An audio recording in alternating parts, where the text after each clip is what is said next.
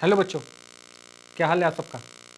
चलिए, आज हम लोग का टॉपिक है क्या, कॉम्प्लेक्स नंबर। लेकिन उससे पहले सभी लोग के लिए इंपॉर्टेंट भी अच्छे वीडियो कंटेंट पहुँचते रहे जो कि स्टडी से रिलेटेड होती है, और एक कुछ मोटिवेशनल वीडियोज़ भी मिलते हैं आपको संडे कंटेंट।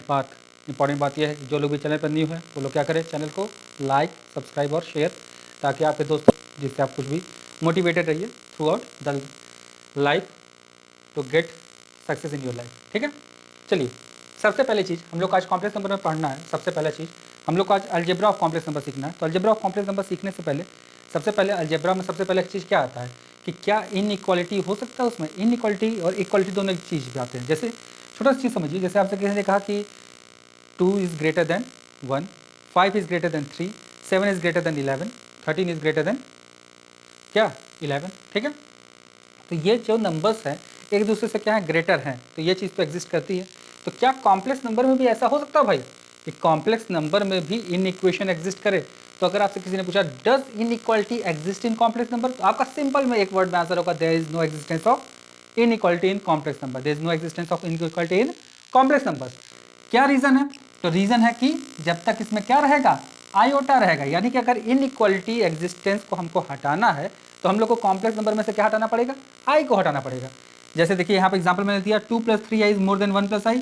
ये पॉसिबल नहीं है पता कर पाना कि ये बड़ा है कि छोटा है जब तक कि इसमें क्या है, आई का एग्जिस्टेंस है। जैसे ही इसमें से आई हटेगा वैसे ही क्या हो जाएगा, ये बड़ा और छोटा होना शुरू हो जाता है। ठीक है, चलिए ये बातें आपके दिमाग में बैठ गई होंगी।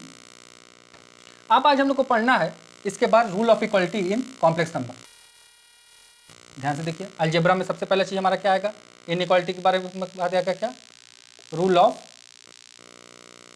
इक्वालिटी। रूल ऑफ इक्वालिटी किसमें, कॉम्प्लेक्स नंबर में। बच्चा लोग देखे ध्यान से, सबसे पहली चीज there must be 2 complex number. कितने नंबर होना चाहिए, कम से कम 2 कॉम्प्लेक्स नंबर चाहिए, तभी हम लोग पता करेंगे भाई रूल ऑफ इक्वालिटी। 2 नंबर होंगे तब हम लोग पता कर सकते हैं कि उसमें कौन सा आपस में इक्वल है कि नहीं है। अब if 2 complex numbers are equal, then real part of one complex number is equals to real part of other complex number. Imaginary part of one complex number is equal to imaginary part of other complex number. ये बात दिमाग में बैठा रहिएगा। एक part हमेशा क्या होता है, रियल पार्ट के इक्वल होता है, और इमेजिनरी पार्ट हमेशा इमेजिनरी पार्ट के इक्वल होता है। किसमें, इन कॉम्प्लेक्स नंबर्स में। अगर 2 कॉम्प्लेक्स नंबर आपस में इक्वल दिए गए हो तो बात दिमाग बैठा रहिएगा ध्यान से कि 2 कॉम्प्लेक्स नंबर अगर आपस में इक्वल हैं तो दोनों के रियल पार्ट आपस में इक्वल होते हैं, दोनों के इमेजिनरी पार्ट भी आपस में इक्वल होते हैं। चलिए अब आइए देखते हैं एग्जाम्पल एक लेकर।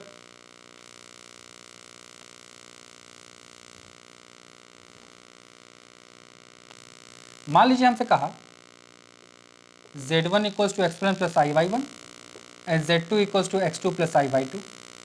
कहा z1 इक्वल्स टू z2, तो हम लोग देन फटाक से क्या पता कर लेंगे, x1 इक्वल्स टू x2 होगा and i/1 equals to i/2। आई से आई काट दीजिए, y1 इक्वल्स टू क्या हो जाएगा, y2।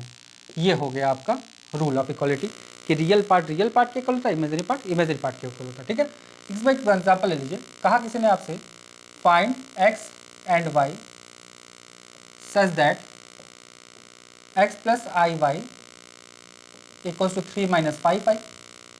तो फटाक से आप लिखेंगे x equals to 3 and iy equals to -5i। I से आई काट देंगे, y इक्वल्स टू कितना आ जाएगा आपका -5।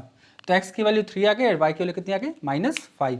ये चीज़ें हो गई आपके पास कॉम्प्लेक्स नंबर के बारे में, रूल ऑफ इक्वालिटी के बारे में। अब रूल ऑफ इक्वालिटी के बाद हम लोग आते हैं इसमें अलजेब्रा ऑफ कॉम्प्लेक्स नंबर। हम लोग का अगला टॉपिक हमारा है। तो ये सब अलजेब्रा ऑफ कॉम्प्लेक्स नंबर ही है, लेकिन अलजेब्रा ऑफ कॉम्प्लेक्स नंबर के बारे में जैसे 2 नंबर्स को addition, subtraction, multiplication and division भी हम लोग को सीखना होता है। तो ये चीज़ें जनरली आ जाती हैं अलजेब्रा ऑफ कॉम्प्लेक्स नंबर में। Algebra of complex numbers, algebra में क्या क्या टॉपिक पढ़ने हम लोग को, पहला पढ़ना है एडिशन, दूसरा पढ़ना हम लोग को सब्ट्रैक्शन, तीसरा पढ़ना है मल्टीप्लिकेशन, और चौथा पढ़ना है डिवीज़न। 4 चीज़ें पढ़नी हम लोग को। चलिए सबसे पहले फिर से वही क्वेश्चन दिमाग में, एडिशन, सब्ट्रैक्शन, मल्टीप्लिकेशन, डिवीजन कितने नंबर्स में एग्जिस्ट करे? 2 नंबर में। अगर आपसे किसी ने जनरली किसी ने कहा कि आप में 2 में ऐड करिए, तो 2 में क्या ऐड करेंगे? जब तक आपको मैं बताऊंगा नहीं 2 में आप 5 ऐड करिए या 11 ऐड करिए या 13 ऐड करिए।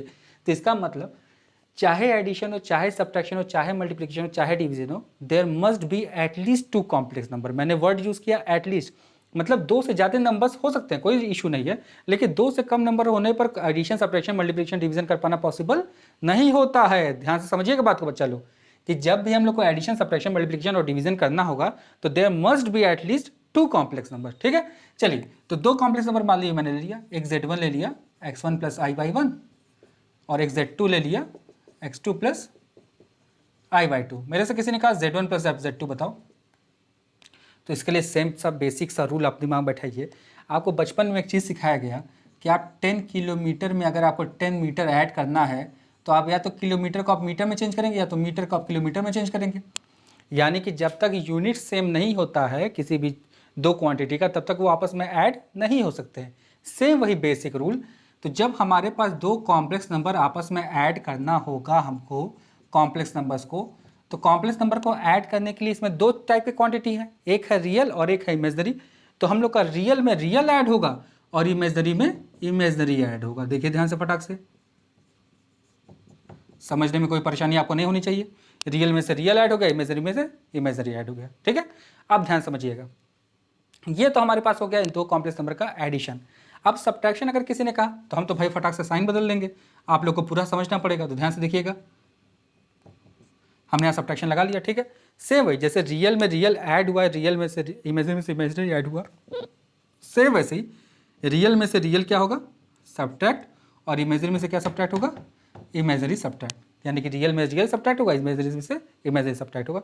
ये चीज़ें दिमाग बैठा रहिएगा, रियल में रियल सब्ट्रैक्ट होगा, इमेजनरी में इमेजनरी सब्ट्रैक्ट होगा when we have to add और सब्ट्रैक्ट क्या?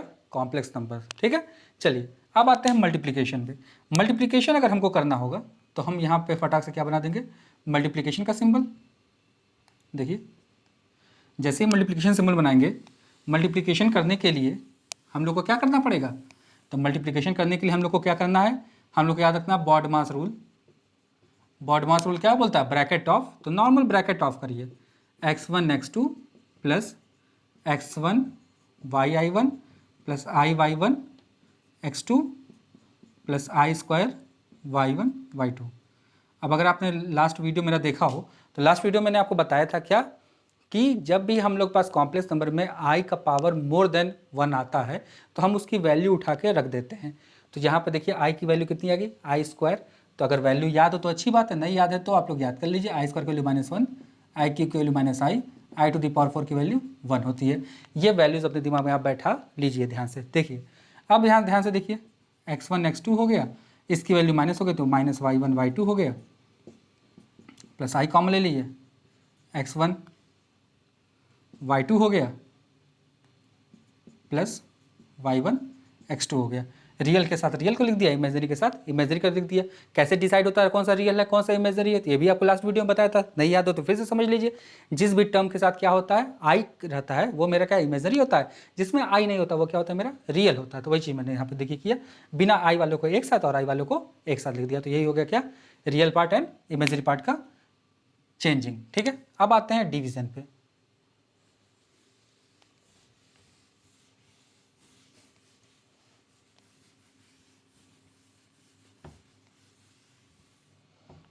देखिए जब भी हमको 2 कॉम्प्लेक्स नंबर को आपस में डिवाइड करना होता है तो ये हो जाएगा x1 प्लस i/1 और ये हो जाएगा x2 प्लस i/2। इसके लिए आपको हम लेके चलते हैं इरेशनल नंबर्स पे। जैसे इरेशनल नंबर्स आपको कहीं लिखता है 1/√3, तो आपको बचपन में सिखाया गया था कि √3 से आप रेशनलाइज करके 3/√3 लिखिए। क्या सिखाया गया था? कि जो कौन से नंबर्स होते हैं? इरेशनल नंबर्स होते हैं, वो कहाँ नहीं रह सकते हैं? डिनोमिनेटर में नहीं रह सकते हैं। तो इसी बेसिस पर हम लोग यहाँ पर देखते हैं जो कॉम्प्लेक्स नंबर होता है वो भी डिनोमिनेटर में नहीं रह सकते हैं। तो यानी कि हम लोग को यहाँ पर भी क्या करना पड़ेगा? रेशनलाइज ही करना पड़ेगा। देखिएगा फटाक से रेशनलाइज किया, ऊपर नॉर्मल ब्रैकेट ऑफ होगा, 2 ब्रैकेट हैं तो दोनों क्या करना हम लोग को? ऑफ। तो x1 x2 minus i y2 x1 plus i y1 x2 minus i² y1 y2 और नीचे हो जाएगा x2² माइनस i² y2²। अब देखिए x1 x2 इसकी वैल्यू प्लस हो जाएगी, y1 y2 इन दोनों में से i कॉमन ले लिया, y1 x2 minus y2 x1 upon x2² plus y2²। ठीक है। अब कॉम्प्लेक्स नंबर जब हमने पढ़ा था तो कॉम्प्लेक्स नंबर का रिप्रेजेंटेशन आपको मैंने बताया था x प्लस आई वाई होता है, यानी कि रियल अलग इमेजनरी अलग होना चाहिए, रियल पार्ट अलग दिखना चाहिए, इमेजनरी पार्ट अलग दिखना चाहिए। तो वो अलग अलग दिखाने के लिए हम लोग इसको सेपरेट करके लिख देंगे। तो क्या हो जाएगा x1 x2 plus y1 y2 upon क्या हो जाएगा x2² plus y2² plus i y1 y2 minus y2 x1 upon x2² plus y2²। ये देखिए ये हो गया आपका कॉम्प्लेक्स नंबर का डिवीजन का फॉर्म का। ठीक है, ये हो गया आपका कॉम्प्लेक्स नंबर का डिवीजन। तो हमने आज पढ़ा अलजेब्रा ऑफ कॉम्प्लेक्स नंबर्स के बारे में डिटेल में। अलजेब्रा ऑफ कॉम्प्लेक्स नंबर में हम लोग को पढ़ना था पहले इन इक्वेशन, फिर रूल ऑफ इक्वालिटी, फिर उसके बाद addition, subtraction, multiplication and division. यही हम लोग को आज कॉम्प्लेक्स नंबर के बारे में जानना था कि क्या क्या अलजेब्रा हो सकता है। इसके बाद जो नेक्स्ट वीडियो हम लोग पढ़ेंगे, नेक्स्ट वीडियो में हम लोग देखेंगे कि अलजेब्रा के बाद आता है इसमें मॉडुलस निकालना, कॉन्जुगेट ऑफ कॉम्प्लेक्स नंबर निकालना। इस पर कुछ प्रॉब्लम्स हम लोग सॉल्व करेंगे तो सम्स, ताकि हम लोग को कुछ और ये थ्योरी क्लियर हो जाए। ठीक है, तो आज का वीडियो हम लोग यहीं पर एंड करेंगे। लेकिन सबसे पहले आप वीडियो एंड करने से पहले आप सभी लोग को एक बहुत बड़ा सा थैंक यू। अब सबसे बड़ी चीज़ है कि आप पूछेंगे थैंक यू किस लिए। तो थैंक यू हमारे लिए इसलिए क्योंकि हमने अपने चैनल का, आप लोग के प्यार और सपोर्ट से हमें अपने चैनल का URL मिल गया है। यूट्यूब ने हमें अपना URL दे दिया है, जिससे आप लोग को शेयर करने में चैनल और ज़्यादा ईजी होगा हमारे यूट्यूब का URL से। ठीक है, चलिए उसके लिए आप लोग को बहुत बड़ा थैंक यू। फिर घर पे रहिए, सेफ रहिए और गवर्नमेंट की गाइडलाइन को फॉलो करते रहिए। बाकी फिर मिलते हैं नेक्स्ट वीडियो में, फिर आगे देखते हैं और क्वेश्चंस।